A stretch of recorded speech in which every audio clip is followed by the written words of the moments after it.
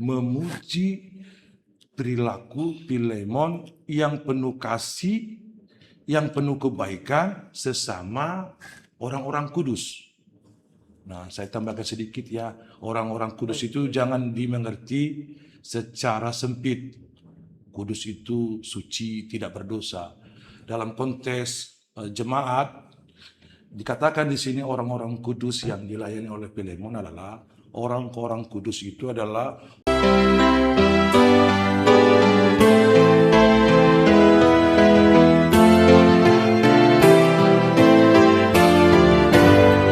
Salam, sampai jumpa kembali di podcast HKBP Distrik 20 Kepulauan Riau, Amanginang.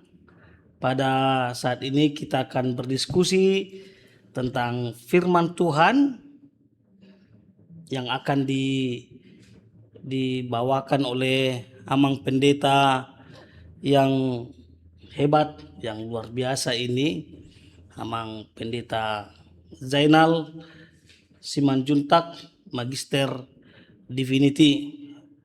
Halo Amang Pendeta Zainal. halo. Apa kabar Amang, sehat? Sehat. Amang Pendeta kita ini, beliau melayani sebagai pendeta resort di HKBP Resort Tanjung Pinang, Distrik 20 Kepulauan Riau. Gereja Amang ini bulan September ini akan merayakan jubileum 75 tahun HKBP Tanjung Pinang, yang secara langsung akan dilayani oleh Opuye Porus HKBP Pendeta Dr. Victor Tinambunan. Kita sama-sama berdoa ya Mang ya, Amin. supaya pelaksanaan pesta jubileum itu berlangsung dengan baik dan juga menjadi kemuliaan bagi nama Tuhan.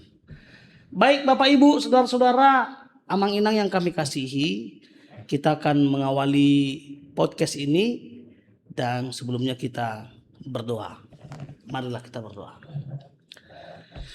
Bapa di sorga, terima kasih atas kesempatan yang Tuhan berikan kepada kami pada hari ini, sehingga kami dapat berjumpa kembali di dalam acara podcast yang diselenggarakan oleh HKBP Distrik 20 Kepulauan Riau.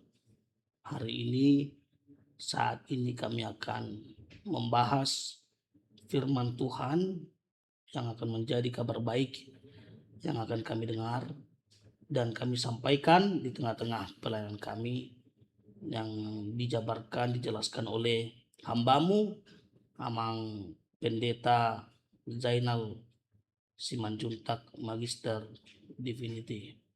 Terima kasih, biarlah Tuhan membimbing kami dalam kegiatan kami pada saat ini. Dalam nama Yesus kami berdoa dan mengucap syukur. Amin. Amin. Baik Bapak Ibu saudara-saudara, kita akan membaca firman Tuhan dalam surat Paulus kepada Filemon, dan ini menjadi nats firman Tuhan, nats evangelium, nats khotbah pada hari Minggu tanggal 28 Juni ya Mang ya. Iya. 28 Juni tahun 2026. Mari kita buka kitab Filemon pasal 1 ayat 4 sampai dengan ayat yang ke-7. Saya akan membacakannya untuk kita semua. Demikian firman Tuhan.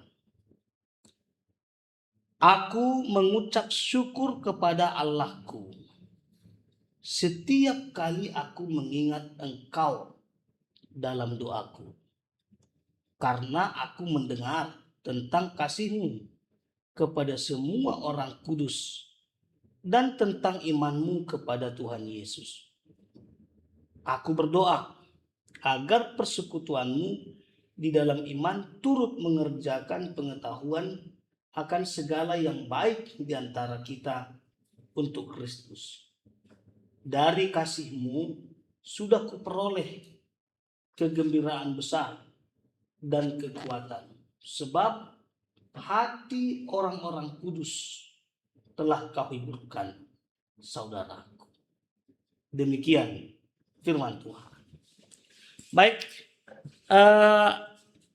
Amang Pendeta Jainal Simanjuntak, tentu Amang sudah sangat dalam memahami nats khotbah kita ini. Tolonglah tolong di-share, dibagi kepada saudara-saudara kita, jemaat kita semua, dan juga kepada para hamba Tuhan tentang nats firman Tuhan ini. Kira-kira untuk pertama sekali tentu perlu kita bertanya dan tahu ada apa sebenarnya di balik dari surat Filemon ini. Tentu ada latar belakang sehingga surat ini bisa terbit, bisa dilayangkan oleh Paulus kepada Filemon. Silakan, Amang. Iya, Shalom. Shalom. Terima kasih buat Amang Pendeta Saor Kota Gaul MTH yang telah memberi waktu kepada kami untuk menjelaskan kitab Filemon pasal 1 ayat 4 sampai 7. Nah, saya akan mulai dari memberi judul teks ini adalah Injil dan relasi. Nanti dari keterangan itu bisa kita ketahui nanti apa yang menjadi latar belakang surat Filemon ini. Nah, tapi saya awali dulu dengan judulnya Injil dan relasi. Injil itu saya mau beri keterangan, ada banyak pengertian, tapi Injil saya mau berikan keterangan adalah berita sukacita tentang kasih Kristus.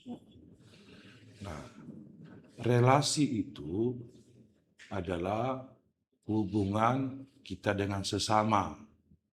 Dalam konteks kitab Filemon, relasi itu dihubungkan dengan status sosial.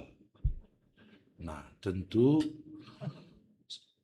apa hubungan Injil dengan relasi? Jadi, Injil itu sukacita tentang kasih Kristus. Kasih Kristus itu menjadi apa? Kalimat penting. Kasih Kristus itu menjadi dasar relasi. Iya. Sehingga status sosial itu yang dalam konteks Filemon ada tuan, ada budak. Ketika status sosial itu didasari relasi kasih Kristus, walaupun nanti ada status sosial yang berbeda, karena kasih Kristus dalam relasi itu, status sosial tadi itu tidak jadi masalah. Kenapa? Karena setiap yang berbeda status, semuanya nanti menjadi saudara. Iya ya. Jadi tema ini menghantar ke kitab Filemon ini. Nah, ketika kita masuk ke kitab Filemon ini, nah, kita melihat di sini ayat 4 sampai ayat 7, Paulus dengan senang hati memuji perilaku Filemon. Dengan senang hati dia memuji perilaku Filemon yang penuh kasih, yang penuh kebaikan sesama orang-orang kudus. Nah, saya tambahkan sedikit ya, orang-orang kudus itu jangan dimengerti secara sempit. Kudus itu suci, tidak berdosa. Dalam konteks jemaat, dikatakan di sini orang-orang kudus yang dilayani oleh Filemon adalah orang-orang kudus itu adalah orang-orang yang mengkhususkan diri, memberi hati dan pikiran untuk Tuhan. Inilah persekutuan yang terbangun antara orang-orang kudus yang di sini, yang dilayani, yang menerima banyak kebaikan dari Filemon. Nah, kembali tadi ke latar belakang surat tadi ya, Filemon ini. Iya, iya, Mak. Iya, jadi Paulus memuji sikap Filemon yang baik, yang penuh kasih terhadap saudara-saudara seiman, orang-orang kudus di sini itu istilah saja itu. Artinya semuanya adalah persekutuan. Paulus memuji Filemon, dan dalam pujian Paulus kepada Filemon itu, kalau kita masuk dulu ke teks dulu lah, ayat 4, ada hal yang sangat luar biasa dari Paulus. Setiap dia berdoa, dia ingat Filemon, Filemon yang baik, Filemon yang penuh kasih. Jadi kasih Kristus itu mengajarkan kita saling mendoakan. Kebaikan orang harus didoakan. Memang kita harus mendoakan semua orang. Tapi Paulus juga mengatakan ketika kita saling mendoakan, orang-orang baik juga boleh khusus didoakan. Itu ayat 4. Dan ayat 7, kebaikan Filemon itu memberi sukacita, kekuatan kepada Paulus. Ini kan kerendahan hati. Paulus itu sudah kuat. Paulus itu sudah dianggap orang hebat secara iman. Tapi dia mau belajar dari Filemon yang kalau dari status Paulus itu rasul. Sebenarnya dia patokan yang harus ditiru, tapi sebagai rasul Paulus dia terbuka, dia merasa bersukacita dan dia merasa dikuatkan dengan perilaku Filemon di ayat 7. Nah, ini panjang lagi ya, ini kayak teks dulu baru latar belakang. Nah, dari semua pujian, doa, dan sukacita Paulus kepada Filemon, nah, kita melihat ada sesuatu di situ. Filemon dimintakan atau diajak oleh Paulus kasih Filemon itu yang selama ini sudah sangat baik kepada orang-orang kudus, kepada orang-orang satu persekutuan, sekarang kasih Filemon itu lebih luas lagi. Apa itu? Kalau kepada orang-orang satu jemaat, satu gereja baik, itu sudah luar biasa. Tapi Paulus juga ingin Filemon ini lebih dari yang luar biasa. Kalau ada bahasanya apa di atas luar biasa? Karena apa? Filemon diharapkan oleh Paulus mau menerima, mau mengampuni, sekaligus berdamai, sekaligus mengasihi orang yang telah menyakiti dia, yaitu Onesimus. Jadi Paulus melalui surat Filemon ini, kasihnya Filemon itu betul-betul tidak terbatas kepada Onesimus yang telah melarikan diri, yang telah mengecewakan, yang telah merugikan Filemon. Sekarang kasih Filemon betul-betul tidak terbatas, dia kepada orang yang mengecewakan, yang merugikan dia, dikasihi sebagai saudara. Itu maksudnya Paulus. Kalau kepada orang baik kita saudara itu biasa. Tapi Filemon, kamu lebih dari situ kasihmu. Sekarang ada orang yang mengecewakanmu, yang merugikanmu. Kasihmu harus tidak terbatas, menerima dia sebagai saudara. Demikian kepada Baik, Pendeta Sarah. terima kasih. Penggalian latar belakangnya sangat baik sekali ya, Amang. Terima kasih, Amang. Tapi kalau saya nggak salah memahami tadi apa yang Amang sampaikan, bahwa paling tidak ada dua alasan kenapa Paulus sangat bersyukur ketika mengingat nama Filemon ini. Yang pertama karena imannya kepada Tuhan Yesus, dan yang kedua karena kasihnya kepada semua orang-orang kudus atau orang-orang percaya pada saat itu.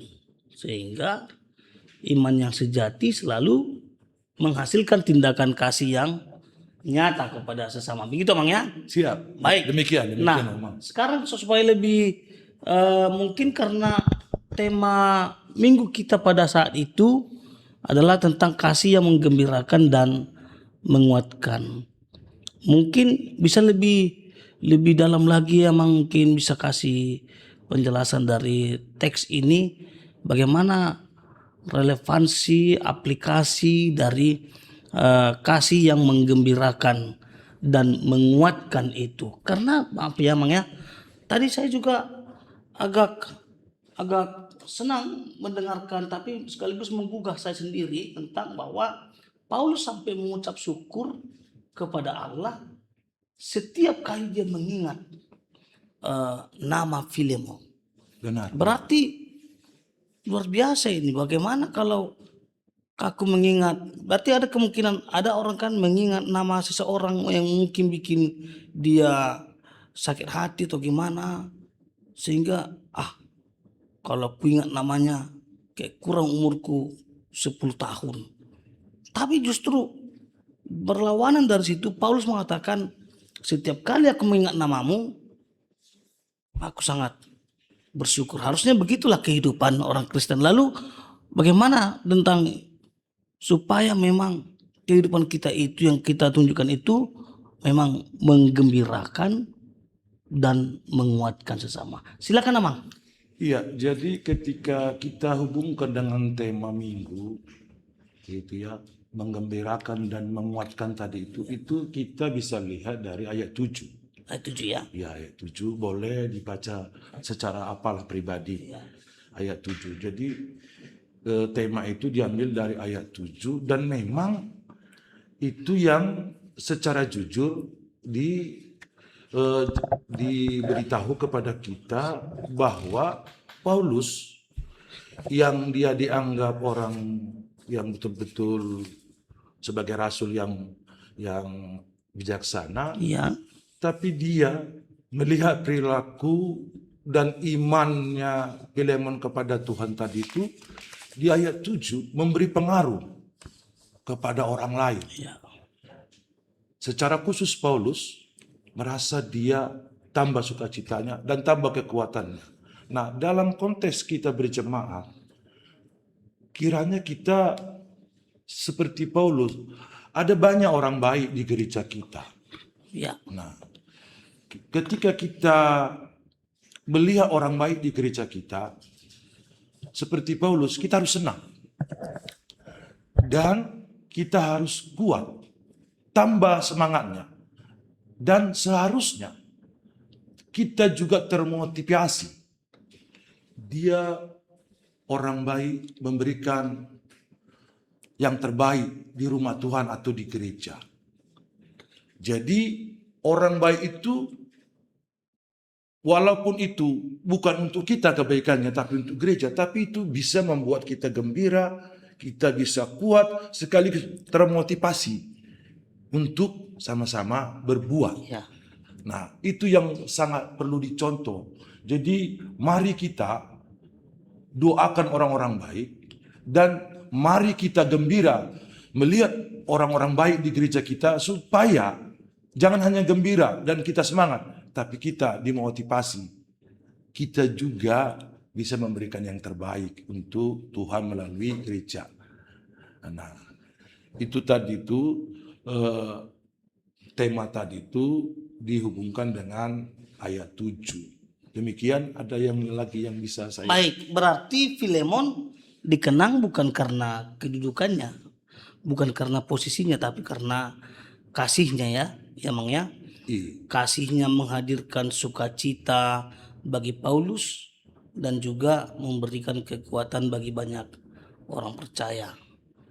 Baik, saya bisa memahami dari penjelasan Amang bahwa memang demikian juga sebenarnya bagi kita orang percaya, Tuhan memanggil kita hari ini untuk memiliki kasih yang menggembirakan dan menguatkan. Dalam bahasa Bataknya sering kita bilang marroha panguluhun mak dan marroha pamatehun kan. Bisa Mang ya, kayak gitu ya. Iya, tapi aku mau tambahkan juga silakan, tadi silakan. tentang doa tadi itu. Jadi kita doakan itu kan tadi orang-orang baik yang mendukung kita. Nah, soal doa tadi itu karena tadi gimana ya mau mendoakan kalau ada yang menyakiti kita. Ya. Justru Paulus dari awal tadi kita sudah terangkan, menginginkan kasih Filemon itu tidak terbatas kepada orang yang mengecewakannya, bahkan merugikannya, dia terima sebagai saudara yang patut dikasihi. Jadi artinya kasih itu tidak terbatas. Filemon dikehendaki oleh Paulus, didoakan oleh Paulus supaya kasihnya luas kepada orang yang merugikan, kepada orang yang membenci, yang membuat dia kecewa. Sekarang harus diterima sebagai saudara untuk dikasihi dalam nama Tuhan Yesus Kristus. Demikian. Gitu ya. Baik. Amang, tahun ini kan HKBP gereja kita ini orientasi pelayanannya kan pengajaran iman. Coba kira-kira bisa Mang pengajaran iman yang kira-kira yang bisa kita gali dari nars kita ini apa saja kira-kira pengajaran imannya? Iya, jadi pengajaran iman itu kita sering mengartikan itu ada yang menjadi contoh, ada yang mencontoh, atau pengajaran iman itu kan bisa dipahami juga Iya. bagaimana kehidupan berkeluarga dan berjemaat, apalagi beriman kepada Tuhan. Nah, dihubungkan dengan tema HKBP itu pengajaran iman itu, marilah kita memahami pengajaran iman itu adalah seperti Filemon. Tak usah kita bicarakan, boleh sih dibicarakan, tapi maksudnya yang terutama adalah sikap yang penuh kasih, sikap yang Ya. menerima orang yang berbeda, Ya. mengampuni orang yang bersalah, Salah ya. dan kita menganggap semua orang, bukan hanya di gereja, bahwa setiap orang itu adalah saudara. Itu sudah pengajaran iman. Nah, jadi pengajaran iman itu mari kita pahami, iman yang dinyatakan melalui perilaku kasih. Nah, seperti itulah pengajaran iman. Sebagai orang tua, yang terutama adalah dia tunjukkan bagaimana dia mengasihi Tuhan, bagaimana dia memberi perhatian kepada keluarga. Itulah pengajaran iman. Jadi sifatnya itu adalah perilaku nyata dari iman, yaitu kasih dari Kristus dinyatakan dalam kehidupan berjemaat dan kehidupan keluarga maupun bermasyarakat. Demikian. Oke, baik, saya simpulkan apa yang dikatakan oleh Amang Pendeta ini bahwa iman yang sejati melahirkan kasih ya Mang ya. Iya, benar. Kemudian juga kita terpanggil untuk saling mendoakan.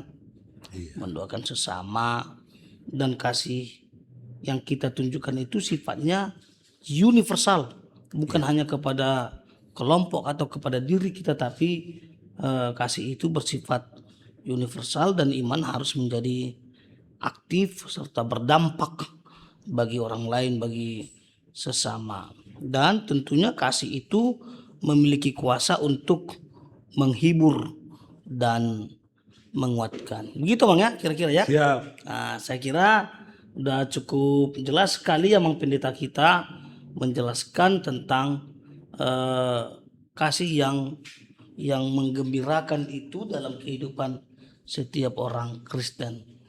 Amang, Iya. saya kira kasih dong seperti jenis satu closing statement tentang nas kita ini sehingga semakin menguatkan, mengakarkan tentang apa yang Tuhan kehendaki dari hidup kita. Silakan Amang. Ya, terima kasih kepada Mang Pendeta Saur yang telah membuat diskusi ini menjadi sukacita bagi kami. Nah, dari semua penjelasan ini saya kembali kepada tema tadi itu, Injil dan relasi. Jadi teks ini adalah Injil tentang kasih Kristus, dan kasih Kristus itu membangun relasi yang kita menerima semua orang sebagai saudara. Bahkan melalui Injil dinyatakan rekonsiliasi, pendamaian, kasih yang betul-betul dirasakan orang lain sebagai saudara. Demikian yang bisa saya sampaikan. Penutupnya adalah Filemon, Paulus, Onesimus itu saudara di dalam Kristus. Onesimus yang latar belakangnya adalah budak, sekarang melalui Injil dia adalah saudara yang patut diampuni kesalahannya dan dikasihi untuk mewujudkan kasih Kristus. Jadi struktur sosial, status sosial itu enggak menghalangi kasih. Jadi semua adalah saudara, semua saling mengasihi. Demikian. Baik, terima kasih Amang Pendeta Jainal Simanjuntak. Bapak Ibu saudara-saudara, kita sudah mendengarkan dan sangat bersyukur atas penjelasan yang diberikan oleh Amang Pendeta kita ini. Kalau Amang Preses Kepri selalu memanggil Amang ini dengan pendeta yang cerdas. Ya, beliau memang cerdas. Cerdas dalam pengetahuan, cerdas dalam pelayanan, dan cerdas dalam bertindak, berperilaku. Saya pikir sangat memberkati apa yang beliau jelaskan, sehingga kita bisa memahami atau saya berikan kesimpulan bahwa kitab Filemon 1 ayat 4 sampai ayat 7 ini menggambarkan sosok seorang Kristen yang dewasa dalam imannya. Itu Filemon memiliki iman yang teguh kepada Kristus, dan imannya itu berbuah kasih yang nyata kepada sesama, serta kehidupan yang menjadi berkat bagi banyak orang. Bahkan nats kita ini sesuai dengan penjelasan Amang Pendeta Simanjuntak, ada pengajaran Paulus di situ, pengajaran iman yang sejati, bahwa iman itu selalu menghasilkan kasih yang menghibur, yang membangun, dan menyegarkan kehidupan orang lain. Dengan demikian gereja juga, kita sebagai gereja terpanggil menjadi komunitas yang memancarkan iman, memancarkan kasih, penghiburan sebagai wujud nyata kehadiran Kristus di dunia. Benarlah apa yang menjadi visi gereja kita itu ya Mang ya, menjadi berkat bagi orang lain, bagi dunia ini menjadi berkat. Menjadi berkat bagi sesama. Baik, terima kasih buat Amang Pendeta Simanjuntak. Kami sangat bersyukur, kami sangat terberkati, dan juga saya yakin Bapak Ibu saudara-saudara di rumah juga dimanapun dalam pelayanan dari seluruh aras pelayanan gereja kita terberkati atas penjelasan dari Amang Pendeta Simanjuntak dalam nats yang sudah kita diskusikan pada hari ini. Terima kasih Amang ya. Salam buat keluarga, salam buat jemaat, dan semoga pesta jubileum 75 tahun HKBP Tanjung Pinang yang akan dilaksanakan di bulan September tahun ini bisa berjalan dengan baik, dan kami tunggu undangannya. Untuk Bapak Ibu sekalian juga pasti akan menunggu undangan datang ke Tanjung Pinang, terberkati dengan pesta HKBP Tanjung Pinang 75 tahun. Sukses buat pelayanan Amang ya. Salam buat keluarga, salam buat Inang dan juga anak-anak semua. Dan kami mintakan Amang Pendeta untuk membawakan kita semua dalam doa. Kita bersatu di dalam doa. Terima kasih, puji syukur ya Allah Bapa yang kami sembah di dalam nama Yesus Kristus. Atas kasih anugerah-Mu kami dapat berdiskusi tentang teks firman Tuhan yang memimpin kami hidup dalam iman. Ada tindakan kasih, ada tindakan memaafkan, ada tindakan yang saling menopang, yang saling mendukung, sehingga setiap jemaat dan para hamba-Mu membawa diri kami mempraktekkan hidup kasih, bahwa kami semua adalah saudara di dalam kasih Tuhan Yesus Kristus. Berkati diskusi firman Tuhan ini yang menjadi teks khotbah untuk di Minggu tanggal 28 Juni. Semoga firman Tuhan ini memberi tambahan pengertian untuk menjadi motivasi inilah hidup beriman, dan kepada para hamba-Mu menambah pengertian juga menjadi bahan khotbah, sehingga kasih Tuhan semakin nyata kami rasakan dan kami praktekkan sebagai hamba Tuhan maupun sebagai jemaat. Terpujilah nama-Mu atas segala kebaikan-Mu. Kami telah selesai berdiskusi. Kami doakan juga Amang Pendeta Saul beserta keluarga, beserta dengan anak-anak, dan dalam pelayanannya Tuhan memberkati semakin sukses, supaya kasih Tuhan semakin nyata dan menjadi sukacita pelayanan Amang Pendeta Saul di tengah-tengah pelayanannya. Semua yang terlibat di kegiatan podcast ini Tuhan berkati, supaya semuanya juga merasakan penyertaan Tuhan bahwa kami sedang melayani Tuhan melalui kegiatan ini. Terpujilah nama-Mu hanya di dalam nama Yesus Kristus. Amin. Amin. Baik Bapak Ibu saudara-saudara sekalian, demikian acara podcast kita pada hari ini, dan kita akan bertemu kembali pada podcast berikutnya, pembahasan firman Tuhan berikutnya. Tetap setia di podcast HKBP Distrik 20 Kepulauan Riau, dan sampai jumpa. Tuhan memberkati Bapak Ibu saudara-saudara sekalian. Horas.